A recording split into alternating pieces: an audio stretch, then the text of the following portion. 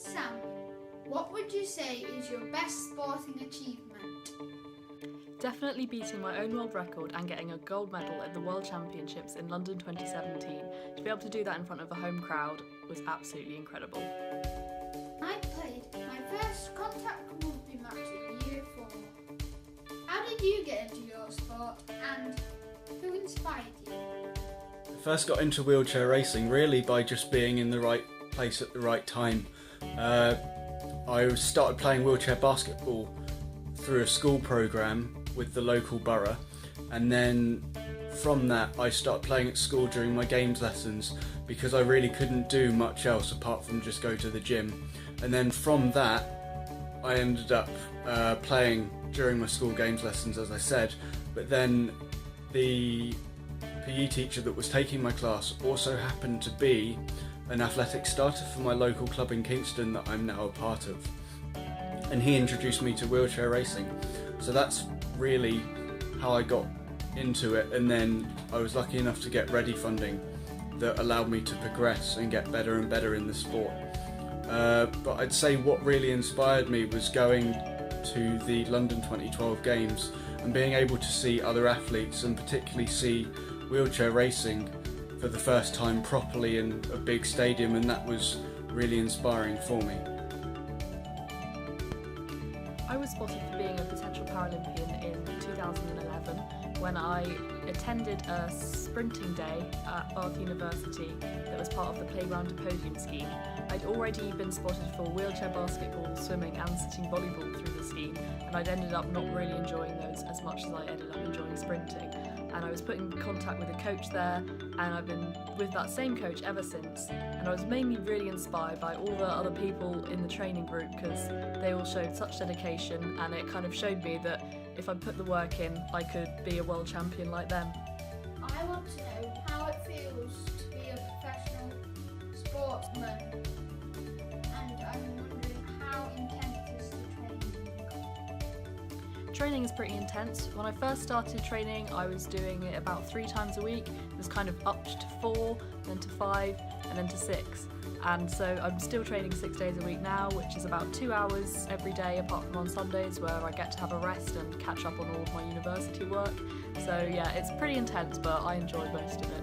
How intense is my training? Well, I guess would it be a cop-out to just say it's very intense? I think it would be, so I better elaborate. Yes, I train about 8 times a week, every single week, and I'll train 6 those days, so I'll have 6 chair sessions, and I will double up and have 2 gym sessions as well during my week. And yeah, it's very intense. It depends on the type of training we're doing and what we're training for. So at the moment it's more long distance and interval training because it's winter, so we're trying to keep as fit as possible. But for me, only doing 100 meters, I need to still be able to sprint whilst doing that endurance work, so that's really tough. It involves a lot of early starts and a lot of cold early mornings, but you know, I wouldn't do that if I didn't love what I do, and it makes a huge difference knowing that I've got, you know, people behind me and my coach. I also train in Loughborough, so there's a lot of travelling involved, but it's all part of the job and I love it. I love sport. At any point in your career, did you nearly give up, and what kept you going? Obviously the training's really intense, as I mentioned before, and sometimes it is hard to motivate yourself to get out of bed and train and do that work that will ultimately make a difference. But I think knowing that everything you do goes towards, you know, what you're aiming for, and it will help you achieve your goals, is an essential part of staying motivated. I would say if there was a time when I really thought about quitting, honestly, it was after the World Championships in 2015, just because it was my first major championships and I went in there expecting too much of myself. I expected a silver medal and I got a bronze, but I also, if you watch the race back, being a 100-meter athlete, I didn't exactly go in a straight line, and I just wasn't experienced. I felt like I had failed. But I think what kept me motivated was knowing that I had so much potential. and also at the time, it was my first major international selection, and therefore that for every person who's on that squad there are hundreds of people that want that place, and that really kept me motivated. But obviously knowing I had the support of Ready behind me made a huge difference in terms of knowing that you have people that believe in you and that believe that you can achieve your goals, and so that really motivated me to continue, just that support network, and knowing that despite there were times when I didn't quite believe in myself, others still did. I've never really wanted to give up sprinting. I've really enjoyed it ever since the beginning, since I was 14. And after Rio, when I didn't medal, and I really should have medalled because I'd got a world record in the heat, and I should have been able to run faster in the final, but didn't manage it.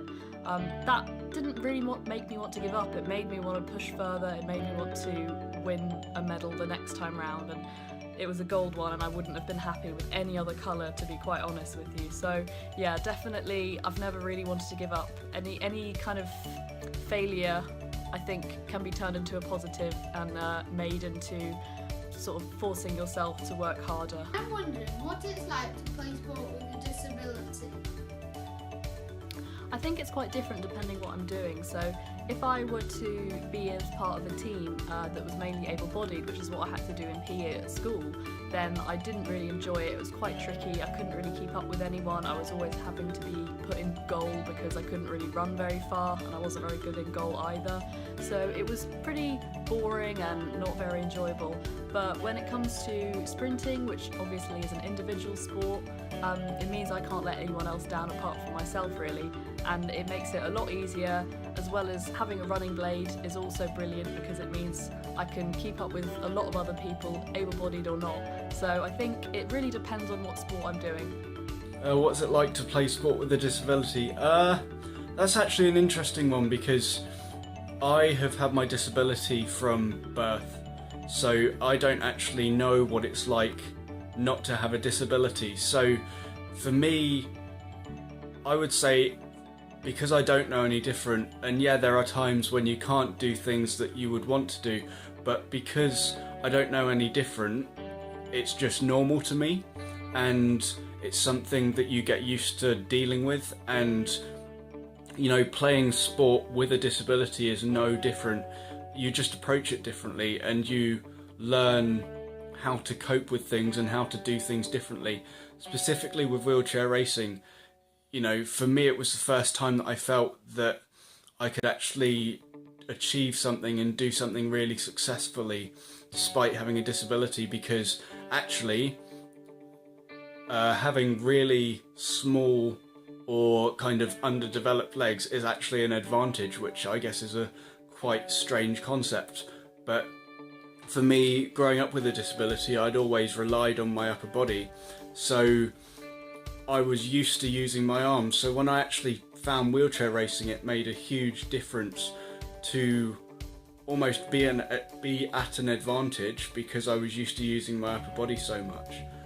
So really, it's for me an opportunity. Yeah, there are barriers that you need to overcome and you need to think about, specifically in terms of, I guess, the money involved in getting you started in athletics.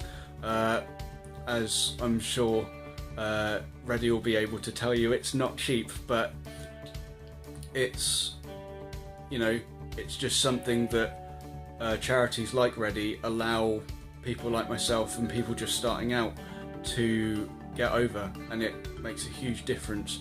I guess just having the confidence that you can do something, and also that you can do something better than other people. So I've got an identical twin brother, and knowing that I can do a 5k faster than he can when he's running, makes a huge, I guess, difference to me in terms of a boost of confidence, which is always nice.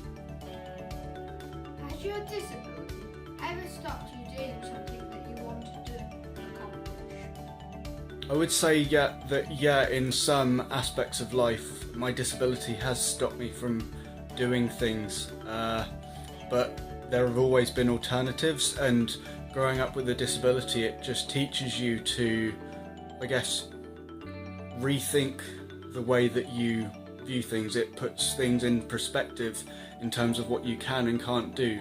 But generally, more often than not, there are ways round it.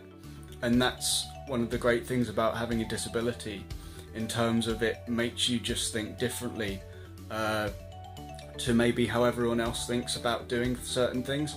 But to me, it doesn't mean that you can't actually do what you want to. I think the only thing my disability has stopped me doing is walking long distances. So when I was in year 9, I think, I tried to do the Bronze Duke of Edinburgh Award, but I couldn't walk the trek, so I failed. But apart from that, nothing, and to be honest, I don't think I need a Duke of Edinburgh Award to fill out my CV anymore. How long did it take to adjust the blade when you got it? It didn't take me long at all to adjust to the running blade, because it is so much easier to run in than a day leg, because it's so bouncy. A day leg is basically like running with a brick instead of a foot, so quite frankly it was probably about 30 seconds and I was ready to race basically. I'm trying to raise money for the charity Ready. How did they help you, and have you seen them help anyone else? Ready have had a huge impact as a charity, within my life, I guess hence the t-shirt. But no, they've made a huge difference to my confidence and, made me believe in myself, because, without them, I wouldn't be able to participate in my sport, and certainly I wouldn't be doing it to the level that I am without their input. As you know, a racing chair will probably cost around $3,500, not including wheels. And, I remember when I came home from the track one night and I said, "Mum, I want to buy a racing chair," and she said, "How much is it?" And I turned around and said, "It's $3,500," and she gave me a very scared look.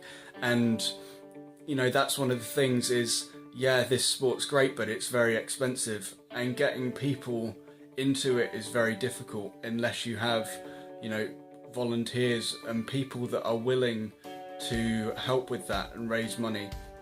So yeah, I got into sport, and that was basically all down to Ready, and they've made a huge impact, not just on my life, but I know multiple athletes, both young and those that are competing at an international level, that have all benefited from Ready.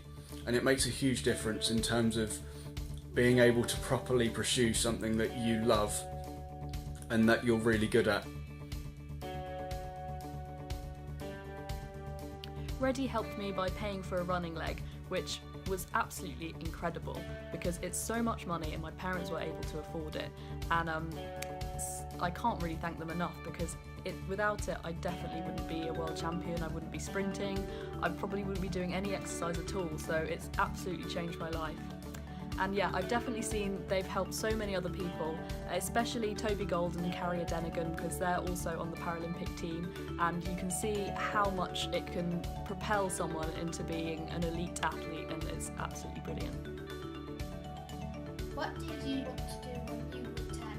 When I was 10, I think I wanted to be an illustrator and an author, and I'm still sort of doing that now because I'm at university doing illustration. I definitely didn't want to be any sort of sports person. I'd been an amputee for a year. I don't even think I knew running blades existed. I don't even think I really knew the Paralympics existed. So it's definitely, my 10-year-old self would be quite surprised to see what I'm up to now. What did I want to do when I was 10? That's a really interesting question. And it also makes me feel really old, because I think on the day you're showing this, I'll be 23, so that would make it 13 years ago that I turned 10, and I can't really remember what I wanted to do. I just think I was more worried about getting through school and finishing, to be honest, in one piece, and that was, I guess, difficult because I also had a disability and I was the only disabled person in my class. But yeah, I just think I remember being very good at writing, and well, at least I think I was. I guess I'm going to be a bit biased, but yeah, I think in terms of what I wanted to do when I was 10, I just think I was like any other kid. And to be honest, I still don't know what I want to do, but I think not really. Yeah, I've got my degree in sports science, but I think one of the best things that I guess anybody could do was give themselves as many options as possible so they've got choice in what they want to do later in life. And I would certainly say that anything is possible, and it is possible if you approach it in the right way and you just give yourselves options and pick something that you love to do. And I think that's what has allowed me to progress within my own life, I guess, from being a 10-year-old self to now an adult. Wow, that word's scary. But yeah, choose something that you want to do and stick at it, and you'll be absolutely fine.